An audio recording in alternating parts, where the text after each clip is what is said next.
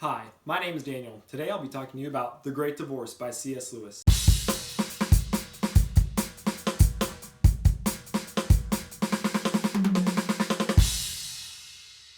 The general plot of this book is that a man wakes up in hell, finds a bus that will lead him to heaven, and then wanders around heaven encountering the stories of people who have an opportunity to stay in heaven, and watches time after time as people walk themselves back to the bus to go back to hell.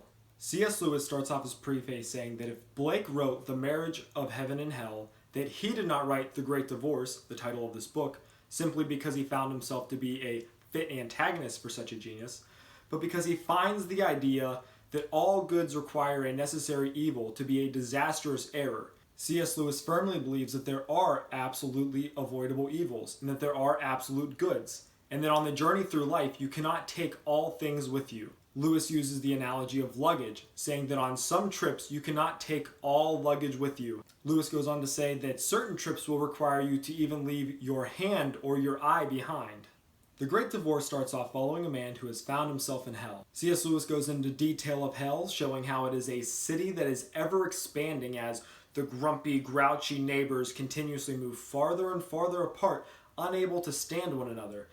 He really steps back from the fire and pitchfork because I think that's too iconic. I think he's trying to say that hell is you existing in your own self with your own rightfulness, holding on to, I was right about this, I deserve this unforgiveness, I deserve this hatred, I deserve this and that, and you just get to sit there and sulk in that for the rest of all eternity, that never-ending twilight that supposedly will end with dusk.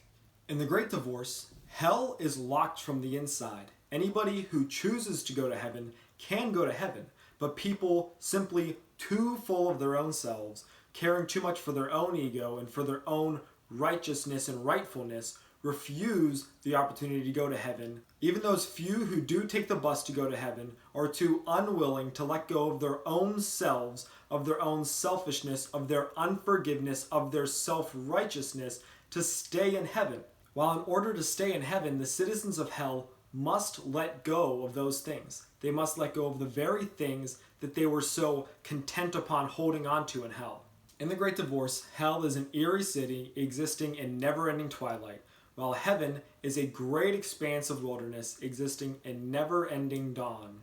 When the citizens of hell show up to heaven, they are greeted by family members, friends, teachers, and given the opportunity to cross over the mountains into that never-ending dawn to see the true light. The citizens of hell are coerced to let go of their past selves, let go of their unforgiveness, their self-righteousness, let go of the things that are holding them back, as C.S. Lewis would say it, their luggage, to move on past the mountains into heaven.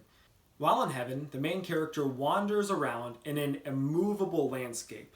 A citizen of hell cannot even move a blade of grass in heaven. Speaking of the constants, the immortality of heaven, the immovableness of heaven. The main character runs into his former teacher who is now abiding in heaven. Throughout the book, they go from citizen of hell to citizen of hell and listen to them explain why they couldn't possibly remain in heaven. My favorite encounter is when the main character runs into a very self-righteous man who is so full of his own beliefs about God that he refuses to actually go experience God. He cares more about theological principles than knowing God himself, and then wanders back down to hell because he has a theological book club meeting to attend. I imagine that scenario would be like if you bought some furniture from IKEA, pulled out the instructions, and started poring over them, memorizing every detail, and somebody asked you, are you going to put the bookcase together? And you're like, no, the instructions are so good and so pure and wonderful about the bookcase. And then you learn everything about the bookcase, but never bothered to enjoy the usefulness of your Swedish furniture. What happens to that main character, I will not say. I would like you to read the book, find out for yourself. It is an incredibly short book. I read it in one day, and I am a slow reader, so you can absolutely just drive right through this book, no problem. It is very enjoyable. C.S. Lewis's ability to paint a picture with words astonishes me every time I pick up one of his books. It is absolutely worth it to pick up The Great Divorce.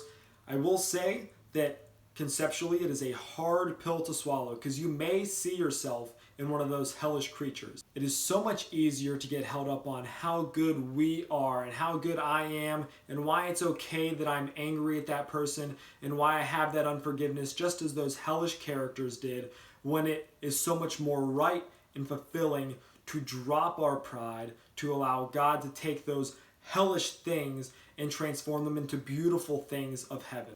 I would swear that C.S. Lewis has an extra dimensional sense by the way that he can describe scenes in space and time and dimension like the way that he does when the bus ascends from hell into heaven. C.S. Lewis was absolutely a master of his field, and that is why he's one of my all-time favorite authors. In The Great Divorce, C.S. Lewis takes complex principles and uses literary analogy to make them beautifully simple. I am a complete fan of the way that he can tell a story, and it has an underlying theme to it that can apply to all of us. The concept in this book, definitely a hard pill to swallow, a very enjoyable story to read through. I'm now 2 books deep in my C.S. Lewis Classics collection. I love C.S. Lewis. He's one of my all-time favorite authors. So far, I've already read and reviewed Miracles by C.S. Lewis, and I can't wait to do the rest of this collection. If you'd like to see more videos of me reviewing books by C.S. Lewis, both fiction and nonfiction, please subscribe to my channel. Please give this video a like if you enjoyed it. If you learned something, please let me know in the comments below. I hope that you have an absolutely wonderful time. I had a great time making this video. Have a great day.